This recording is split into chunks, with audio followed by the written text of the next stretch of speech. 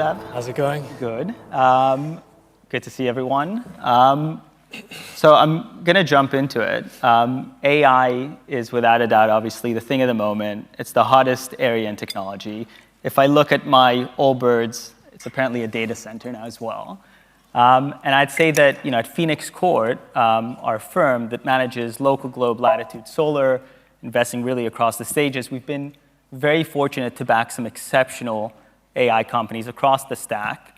If I think of Olix and Cusp, Gamma, Granola, Mistral, Model ML, et cetera, just an incredible swarm of businesses. But I'd say that the belief or the thesis that we've held probably for the longest amount of time with respect to AI was services. And until probably 3 months ago, people would hear the word service and they would have an allergic reaction.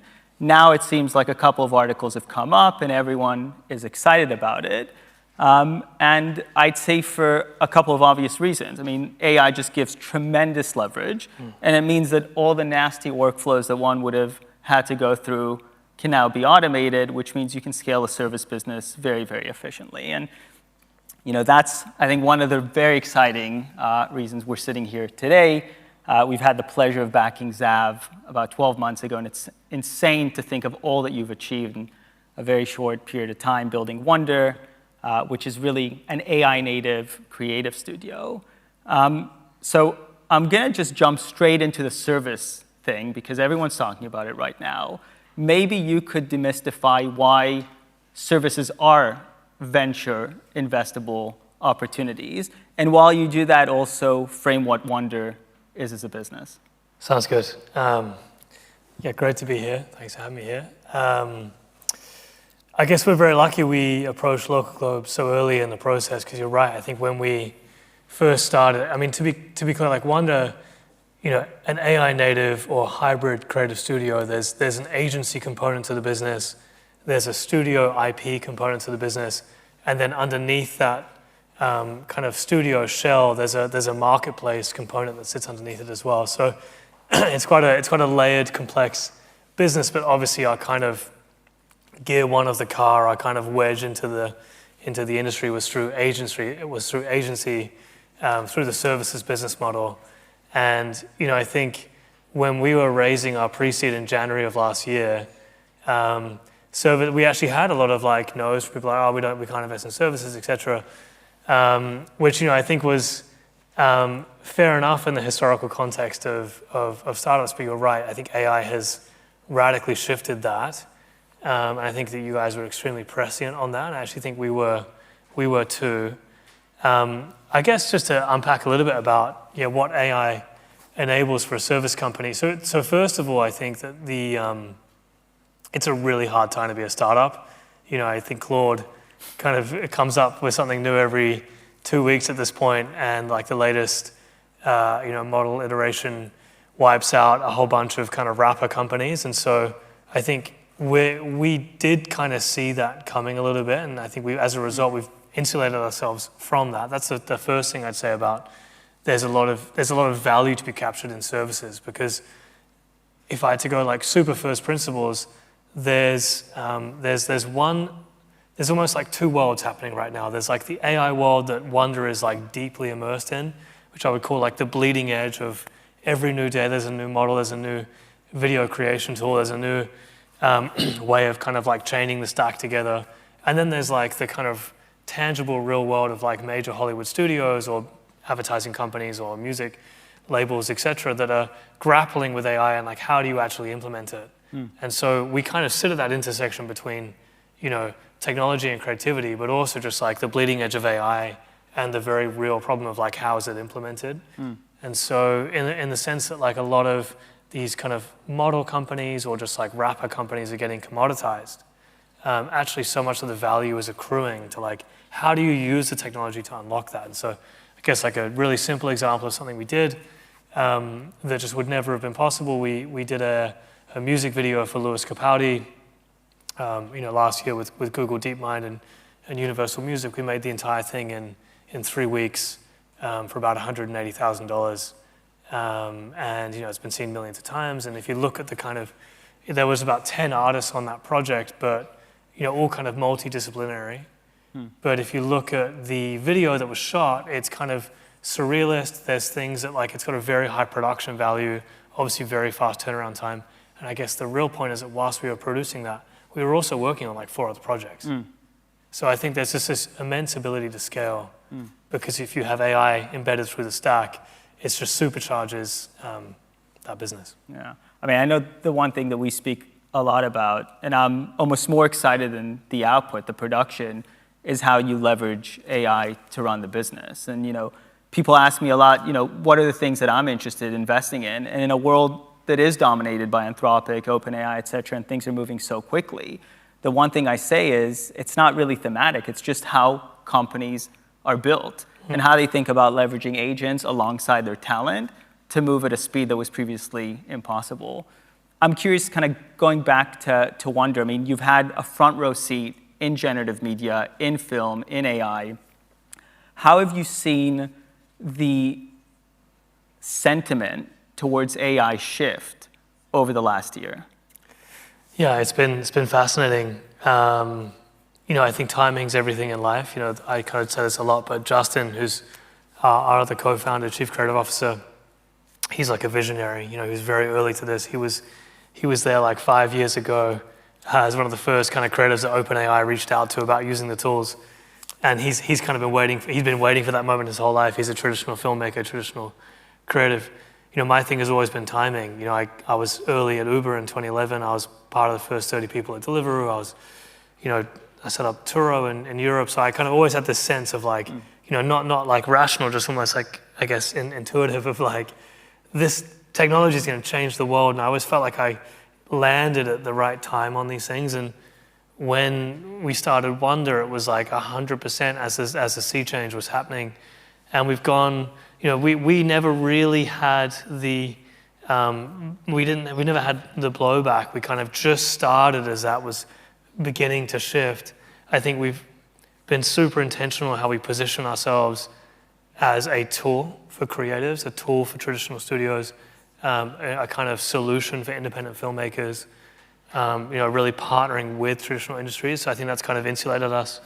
But ultimately, yeah, I think in the last 18 months, it's gone from this is interesting to, we've worked with some of the biggest streamers and major studios in the world. We have, I was telling before an example of one of the multi-billion-dollar gaming company inbounding our hello ad email last, 2 nights ago, wanting an ad. And it's I think it's kind of gone from trepidation to, as we've started to kind of trailblaze with some big projects that have got a lot of visibility, more people are now comfortable, but they're looking for who are the studios that have got the track record of delivering something at a very high level where they haven't had the blowback. And that comes everything down to one of the first hires we made was a great chief legal officer.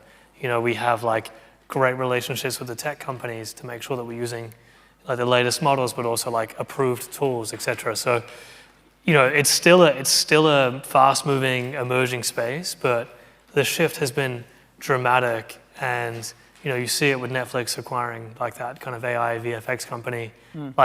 That's just what you see on the surface. I think behind the scenes, there's so much interest. How can we adopt this? How does this work? How do you combine AI pipelines with traditional pipelines? Because that's where the kind of the future is. Yeah. I mean, it's definitely moving so quick. And, I go back, 12, 14 months ago since we made the original investment. And I remember one of the conversations we had internally as a team was whether or not video models would get to a point where you could actually produce film. And some people thought, that's ridiculous. And others thought, it's very plausible. And, we fast forward 12 months and, it's basically indistinguishable from real life. If people haven't seen the Will Smith eating spaghetti videos, it's interesting to go back 3 years and look at them and then look at them now. And it's absolutely insane. But I'm also curious what you're seeing on the front lines when it comes to models. It seems like China is far ahead at this point of the West. ByteDance is crushing it with Seedance. Obviously, it doesn't come without challenges. Sora is being sunset, I think, in 3 days, actually. What does the landscape of models look like right now? China, West? What are you guys using? Where do you think things might be 6, 12 months from now? And I know that the entire surface is moving as we speak. Yeah. So if you speak to the creators in our industry, they're obsessed with seed dance. Every single time we have a project come through, it's like, can we use seed dance? Just from a wonder perspective, from a business perspective, a big part of like the projects we take on and the things we do, like there are often questions like, how do we make sure that our data isn't trained on these models? If you're dealing with a major studio or something, or a really important piece of IP, it's like, how do you make sure that the kind of IP is ring-fenced, etc. Certain brands will have preferences on models that are allowed, that they want to work with, and I think it's fair to say that there's like trepidation around a lot of the Chinese models. Now, some companies, particularly people who are like pretty, leaning into the space, are like, that's fine, like we want to use seed dance because it is probably the best model out there right now, and ultimately that can drive faster turnaround times, higher quality, which could relate, lower price. So, I think Chinese models are definitely blazing a trail now. It's not just seed dance, it's companies like Kling. Obviously, we've done a lot of work with Google. We have very close partners with 11 Labs. Like, there's amazing kind of Western technology here as well. Sora is interesting because I think it was just burning a huge amount of money. I kind of spoke to some of the team at Anthropic. I was curious, are you guys going to look at doing video stuff? And I think there's an interesting insight there that like video creation is very expensive and very hard. Obviously you've got Grok, you've got XAI coming into the space. I was speaking with the team there 2 days ago. Like they're leaning pretty heavily into it. So it's not a stationary thing. It's like China's in the lead now, but like every 2 weeks it changes. The one thing I would say, and this is just my own personal take, is I can't speak to how the Chinese models were trained, nor can I speak to how Sora was trained. I just don't know. But ultimately, I think there is probably going to be a calculus, which is like you can either be principled or you can be first. And I just, gut instinct on America is like they're not going to want to be last. And so I'm curious, like it feels like the direction of travel, at least with like Disney investing in Sora when that was going on, it feels like the direction of travel is like these tools are here to stay. China's models are currently outperforming. Like now maybe that is because they are training on different data or they have different safeguards in place. The real question is like how long will that last if it means that Western models are coming second? Yeah, that's fair. I mean, and if you look at what OpenAI released yesterday, which is not a video model, but their new image model, it seems to be state of the art and absolutely incredible. I'm curious, in similar vein to models as tooling. I mean, we've been speaking about that a lot one-on-one, but how do you see that landscape shifting? I mean, Figma is now building workflow tools for video. Yeah. 11 Labs is doing things. There's Flora. There's like a whole new ecosystem of players.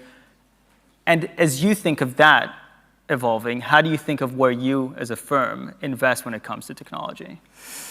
It's a great question. So yeah, I think, candidly, when we first raised and when we first set out, a big part of our thesis was like, we're going to build a tooling stack, underneath the hood of Wonder and I think part of that was driven by the kind of pushback from VC around the services model. And, we were kind of not retrofitting, but we were thinking like, there is a 100-tab problem in AI and that like there's lots of kind of disaggregated tools.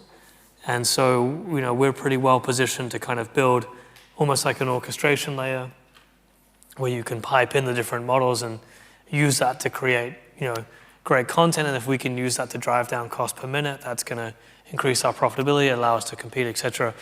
Then, I think as we started to see the space evolve so quickly, I think one, our instinct was right. But what that meant is that a lot of people then came into that space trying to build that. And now you've got everyone from startups like Flora or like Weavy, who we helped kind of launch into the community, all the way through to like giant companies like CapCut and FreePeg, 11 Labs, all attacking the space. And so we kind of made the decision, we're not uniquely positioned to win that battle. So how do we turn that from like a challenge into a kind of tailwind? And, I think the key thing there, how we think about it, is the immense competition in the tooling space it's not a game I want to be in. I kind of feel for the companies that are trying to build in that space. But it's definitely a game we want to be a beneficiary of. And so how do you position Wonder as a technology agnostic, kind of artisanal creative studio that's got strong relationships with every major player, that's leveraging the right tool for the right problem at the right time? And I think that kind of goes back to like, how do you build in the AI era? Yeah. I mean, again, if I think back to when we made the investment, the thing that excited us was the fact that you were completely neutral, both to models and to tooling. And specifically thinking of the model players that were investing billions of dollars training models, like you didn't have to endure any of that. You could just piggyback on all that progress. And I think that's just proving to your advantage. Taking a completely different turn, I mean, we're in London, it's a London audience, and you're obviously building in the creative industries. The creative industries, I think, account for just under 6% of GDP here. I think 2.4 million jobs. AI is obviously changing the creative industries.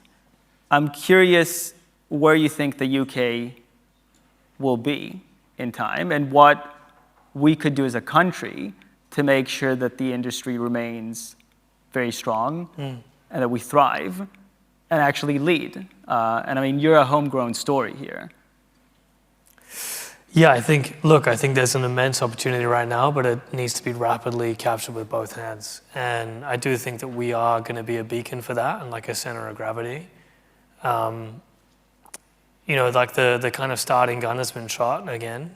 And, a couple of things, like one, the people who are most uniquely positioned to succeed in this new world are the people that speak the language of filmmaking, that understand VFX, that are, I mean, like you would have seen, I mean, like TPBN's acquisition, like there's an argument that they just nailed clipping and that's why they were so successful. But like there's all this kind of like modern art form of like that requires like great editors, great art directors, in the film space, like great VFX specialists. But AI is supercharging all of those industries. But one of the greatest challenges we have is scaling. We have all this demand, but we focus so much on like the high quality craft and like great storytelling and like great work. But to do that, you need traditional creatives that like speak the language and understand. That's why Justin was such a superpower to us, because he was a young BAFTA winning filmmaker. He was a creative director of 11 Labs.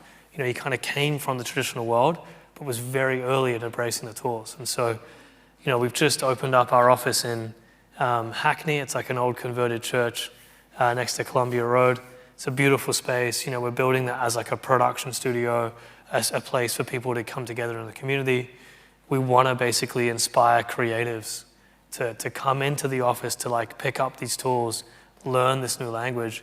And if we do that, there's an insane opportunity, because obviously so much of our business is in the US. We're winning projects with some of the biggest studios in the world where we have no right to win, and we're only winning on the quality of our work. And so I think that if we can build that hub in London, attract the best creative talent, upskill them on using this technology, it's kind of there for the taking, is my honest opinion. Definitely. Last question, Zav. I mean, where do you see Wonder in 5 years from now? That's funny. And I explicitly don't say 10, because who the hell knows? Yeah, exactly. Honestly, who knows? We'll be in the simulation. Look, I really believe that Wonder is going to be one of the defining companies of this next era from an entertainment perspective. I think we're going to be a huge, huge company that sits across filmmaking, indie filmmaking.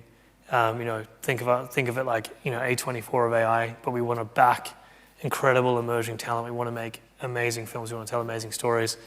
I think we're going to have a robust marketplace product that sits underneath our studio that ultimately becomes the rails for this creative industry. How do you get into the space? We've got our head of education here in the audience today, but like, how do you get it? How do you come into the space? How do you learn these tools? How do you connect with brands? How do you connect with filmmakers?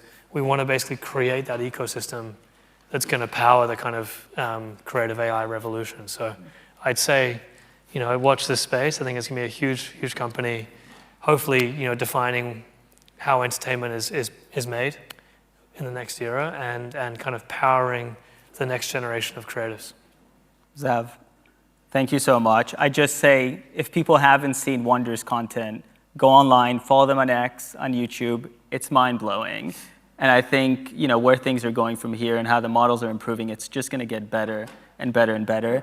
It's amazing that you're building this business here in London, because the creative industry here in the UK is so important, and I think we have a real opportunity to keep leading. So thanks so much, and thank you. Thanks so much.